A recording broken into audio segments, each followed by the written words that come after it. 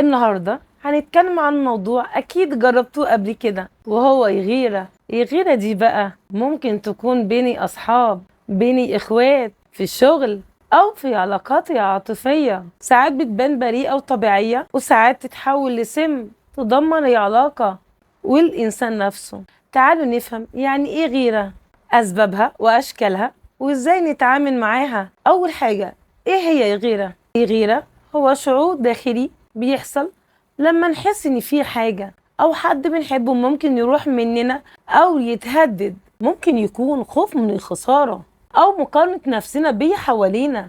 مثال توضيحي، طفل صغير بيغير من اخوه الطفل البيبي الجديد لان شايف اهتمام امه كله راح له. او مثال تاني، موظف يغير من زميله اللي خد ترقية. طب يا دكتور، ايه انواع الغيرة؟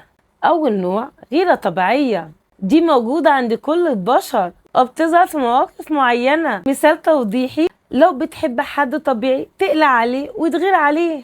تاني نوع غيرة مرضية، دي بتتحول لهوس وشك وأفعال مؤذية. مثال توضيحي، واحد بيشك في مراته من غير سبب ويقلب حياتها جحيم. تالت نوع هو الغيرة الإيجابية، اللي بتخلينا نطور من نفسنا بدل ما نحقد. مثال توضيحي، تشوف صاحبك ناجح تقول أنا كمان أقدر أعمل زيه. رابع نوع غيرة سلبية، اللي بيخلي إنسان يكره نجاح غيره ويحب يشوفه يفشل. طب يا دكتور، إيه أسباب الغيرة؟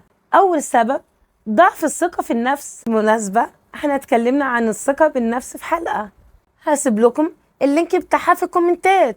الشخص اللي مش واثق في نفسه يقارن نفسه طول الوقت بآخرين. تاني سبب التجارب القديمة، حد اتخدع قبل كده أو اتساب، ممكن يكون عنده غيرة مفرطة بعد كده. تالت سبب المقارنة الاجتماعية، لما نقارن حياتنا بحياة غيرنا على السوشيال ميديا. رابع سبب الحب المفرط أو التملك، اللي يخلي الشخص يشوف التاني كأنه ملكية خاصة. طب ايه هو تأثير الغيرة؟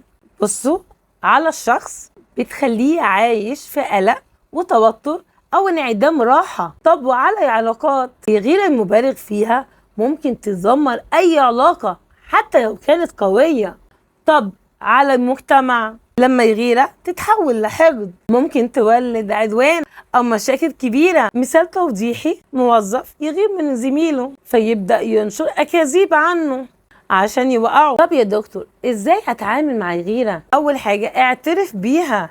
اول خطوة اعترف انك غيرت، لان انكار المشاعر يزودها. تاني حاجة راجع نفسك، اسأل نفسك انا ليه غيرت؟ انا خايف اخسر ولا حاسس اني اقل؟ تالت حاجة قوي ثقتك في نفسك، اشتغل على نقاط ضعفك وافتكر ان كل واحد ليه طريقته وظروفه. رابع حاجة، حول الغيرة لدافع، بدل ما تكره أي ناجح اتعلم منه.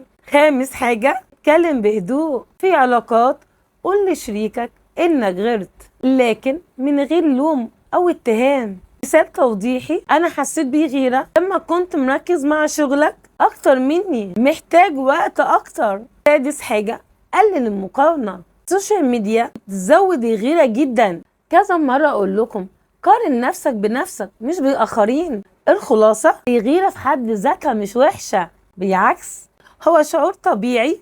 المشكلة لما نسيبها تتحول لهوس أو حقد أو أفعال مؤذية. القوة مش إنك ما تغيرش، القوة إنك تتحكم في غيرتك وتخليها تبقى دافع تطور من نفسك، مش سم يدمرك وتدمر علاقتك بيه حواليك. قولولي في الكومنتات اكتر موقف حسيتوا فيه بغيرة كان ايه، وقدرتوا تتعاملوا معاه ازاي. وبس كده، كان معاكم دكتورة أمل دانيال، دكتوراه في الصحة النفسية. سلام.